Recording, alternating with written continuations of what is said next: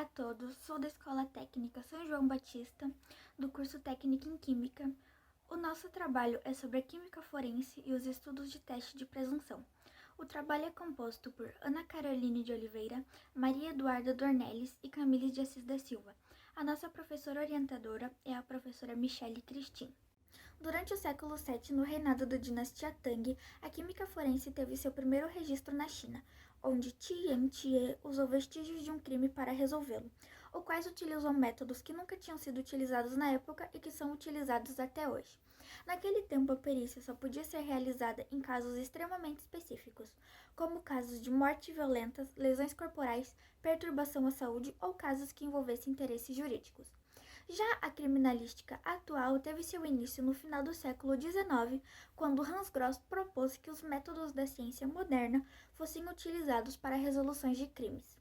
Hoje é reconhecido que a criminalística é a aplicação dos conhecimentos e das tecnologias que englobam os mais variados tipos do saber para identificar em uma cena de crime vestígios que possam ser utilizados para a identificação do criminoso, os quais podem ser utilizados todo tipo de vestígios deixados no local, o qual o sangue é a principal evidência. Sabendo que o sangue é o principal vestígio em uma investigação e que é um tecido composto por plasma e componentes celulares, o mesmo sofre degradação com o passar do tempo, no qual a oxidação da hemoglobina muda o átomo de ferro de M para hematina, que é o fator responsável da mudança de cor do sangue de vermelho para marrom. A partir dessas evidências foram criados os testes presuntivos de detecção de sangue, que são o luminol, o Blue Star Forensic, a benzidina, o verde malaquita e a fenolftalina. Os testes utilizados na detecção de sangue têm um fator quimiluminescente, os quais esses apresentam grande vantagem de detectar em curto período de tempo traços em grandes superfícies e em suportes escuros, mesmo após terem sido lavados. Baseando-se nisso, realizamos pesquisas para abranger conhecimentos em que ocasiões futuras serão colocadas em práticas, assim realizando o nosso principal objetivo desde o início. A nossa pesquisa gira em torno da seguinte pergunta: é possível conhecer com pesquisas bibliográficas testes que identificam a presença de sangue em química forense? A nossa justificativa é que o sangue é um vestígio físico mais importante da investigação criminal. Ele pode ser muitas vezes até mesmo decisivo para a resolução do crime ou não, pois se adequadamente coletado e preservado, tem uma forte relação entre a vítima, o assassino e o local do crime. Normalmente, os criminosos costumam lavar as manchas de sangue na tentativa de ocultar os vestígios. Mas mesmo assim, as manchas podem ser detectadas por reagentes químicos, como por exemplo o luminol e a benzidina. Esses reagentes químicos podem sofrer interferências de provenientes químicos presentes no ambiente, que decompõem de forma igual o oxidante ou interagem diretamente com o teste, induzindo a falsos positivos ou falsos negativos. Outras substâncias que podem induzir a um falso positivo são as enzimas, como a catalase ou peroxidase, que reagem com o agente oxidante da mesma forma que a hemoglobina. E para finalizar, o nosso interesse em compreender as técnicas utilizadas, os reagentes químicos e as suas limitações foi o que trouxe a gente escolher a química forense como tema da nossa pesquisa, que é de extrema importância para a elucidação dos crimes. Objetivos. O nosso objetivo geral é identificar e compreender, através de pesquisa bibliográfica, testes que identifiquem a presença de sangue em química forense. Nossos objetivos específicos são ler e compreender a história da ciência forense, estudar as características sanguíneas, diferenciar os métodos químicos utilizados para a detecção de sangue e entender os mecanismos limitantes e as particularidades de cada teste químico. A química forense é a ciência voltada para a produção de provas materiais para a justiça, análises de substâncias diversas, tais como drogas lícitas, drogas ilícitas, resíduos de disparo de arma de fogo, resíduos de incêndios, fibras e tintas. Outro fato importante a ser enfatizado sobre a química forense aconteceu em 1960 com a possibilidade de Napoleão ter sido morto envenenado. Após análises feitas, descobriram que tinha uma quantidade elevada de arsênio em um fio de cabelo dele. Só que o arsênio, na sua forma elementar, ele não é tóxico, mas o dióxido de arsênio é. Outra possibilidade que pode ter gerado a morte dele, mas de forma acidental, é que o papel de parede utilizado nos aposentos dele era da cor verde.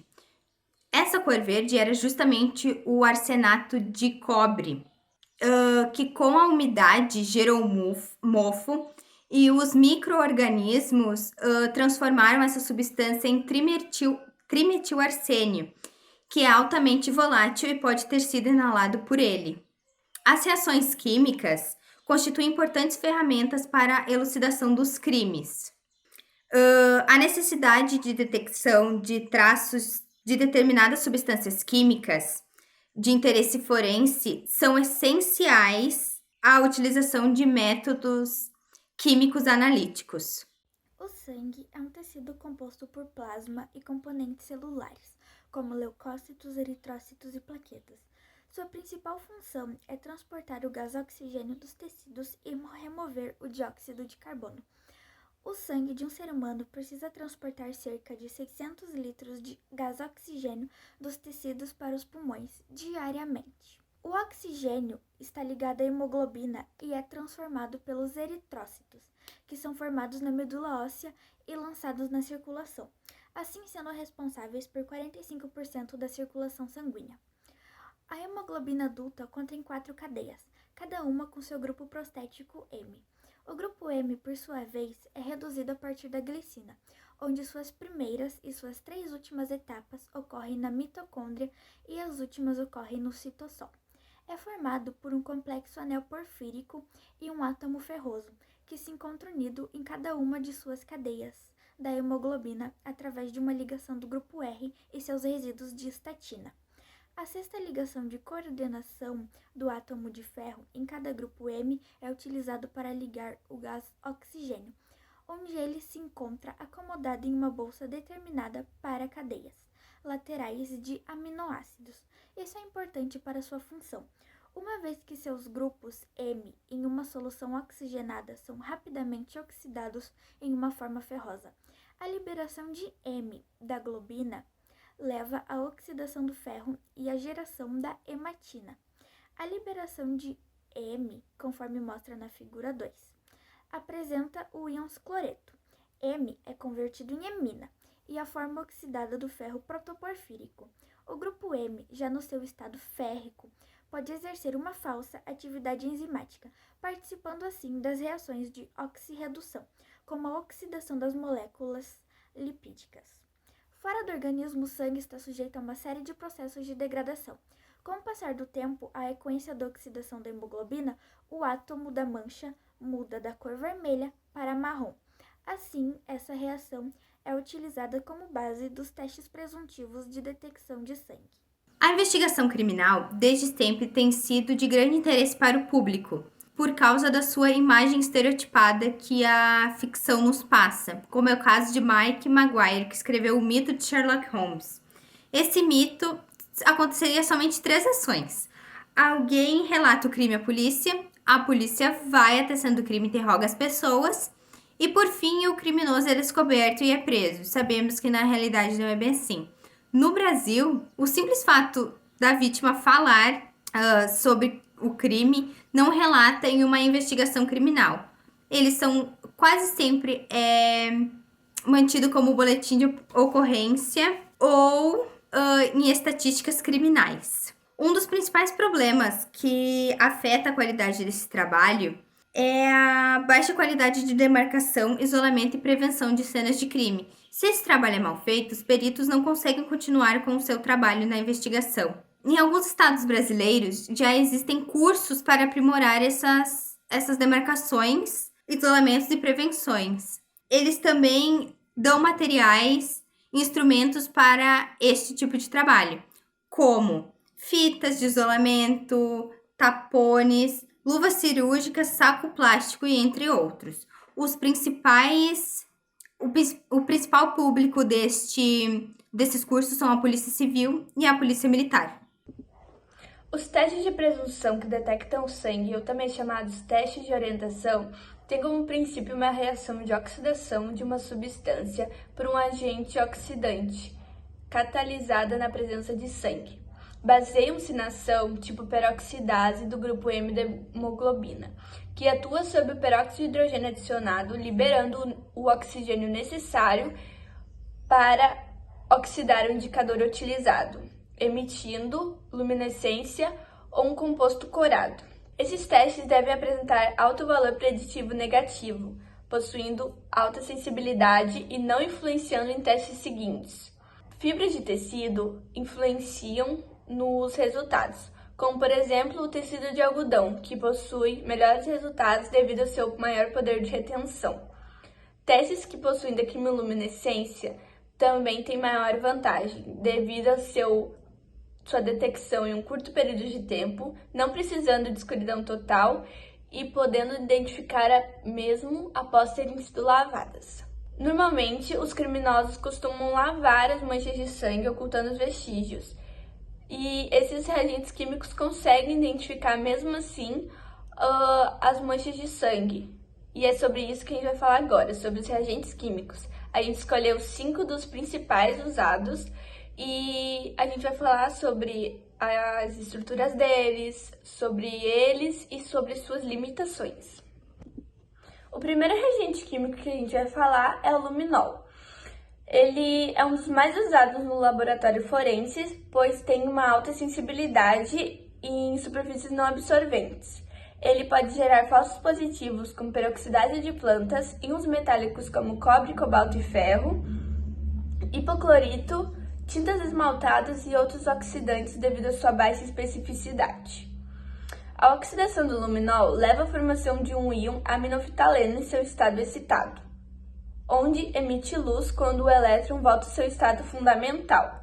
Ele tem reação muito rápida e precisa de escuridão total para que seja feita a observação da sua luminescência.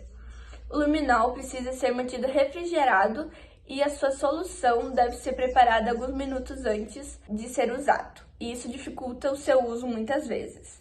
O luminol prejudica testes de coloração que possuem do reagente químico fenolftaleína ou tetrametilbenzina. Aqui a gente pode observar a estrutura molecular do luminol, que foi o reagente químico que eu falei no slide anterior. O segundo reagente é o Blue Star Forensic. Ele foi criado recentemente para tentar diminuir os inconvenientes apresentados pelo luminol. O seu fabricante, o Rock Import, ele diz que a luminescência emitida por ele é mais forte e duradoura do que o do luminol. Tem maior estabilidade, não precisa de escuridão total, tem fácil preparação e não precisa de armazenamento refrigerado que nem o do luminol. Ele tem sido usado em mais de 95 países e chega a ser citado como melhor do que o luminol, mas nenhuma pesquisa afirma isso. Ele pode gerar falsos positivos com interferentes testados, não muda o DNA nas manchas de sangue, mas ele não é tão específico quanto o luminol. Aqui tem uma imagem da estrutura molecular do Blue Star Forensic e a gente pode notar ele tem a estrutura molecular como base o luminol. O terceiro reagente é a benzidina. Ela é um dos mais sensíveis dos testes de presunção de cor. Ela tem a sua reação de oxidação possuindo coloração azul e após alguns minutos coloração marrom. A benzidina ela é muito usada para tentar diminuir falsos positivos.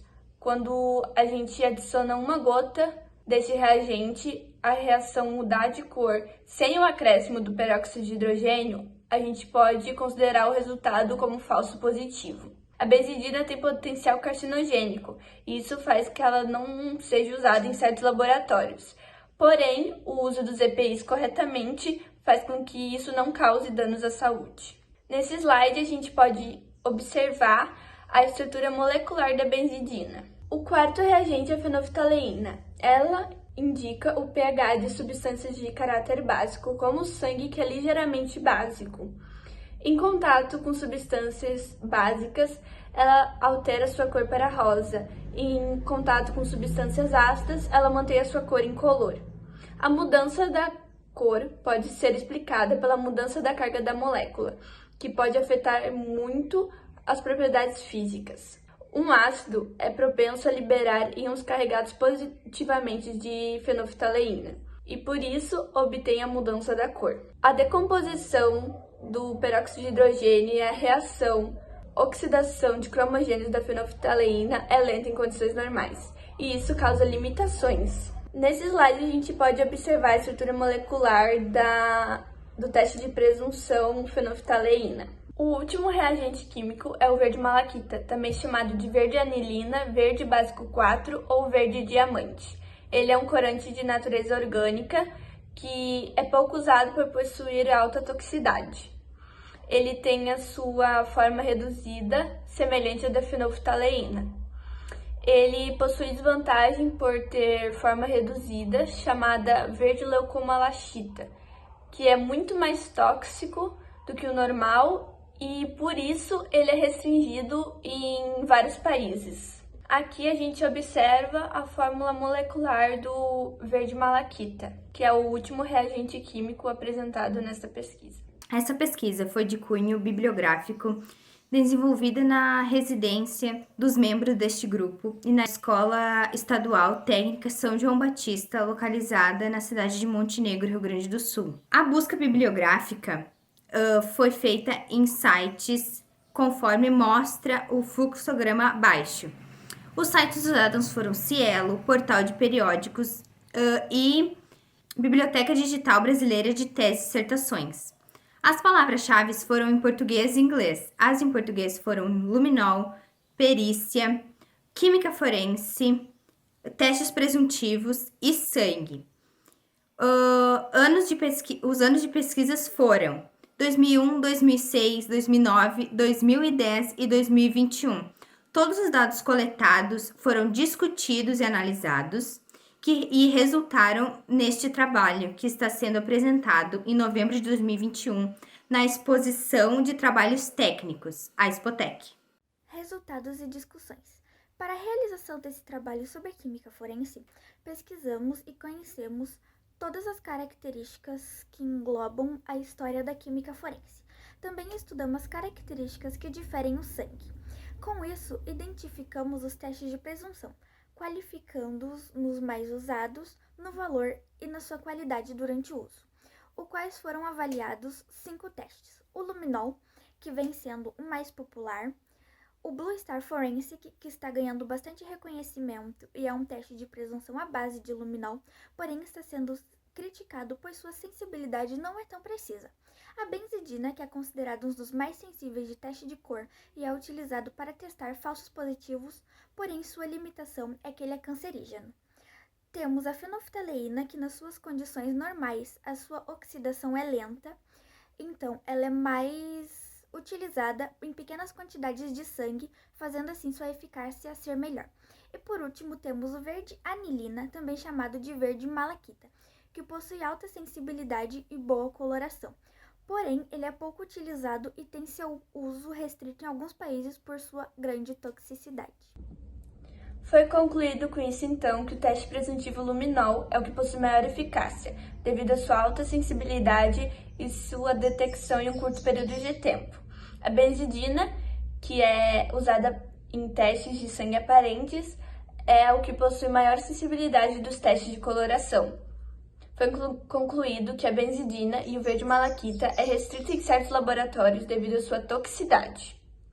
Com base na pesquisa, a gente viu que o tecido de algodão tem melhores resultados, devido ao seu maior poder de retenção, e também que testes que possuem da quimiluminescência na sua estrutura têm maior vantagem, devido a não precisar da escuridão total para a observação da luminescência e que eles detectam em um curto período de tempo. Então, é sugestiva a criação de um reagente químico no futuro, que seja feito testes futuros, para que possa ser criado um reagente químico que seja tão eficaz quanto o luminol é hoje em dia. A gente também observou, com base na investigação criminal, olhando a figura 3, que a taxa de resolução de crimes do Rio Grande do Sul é muito baixa e que ela poderia ser muito maior se a demarcação do local do crime não fosse tão mal conduzida e de tão baixa qualidade.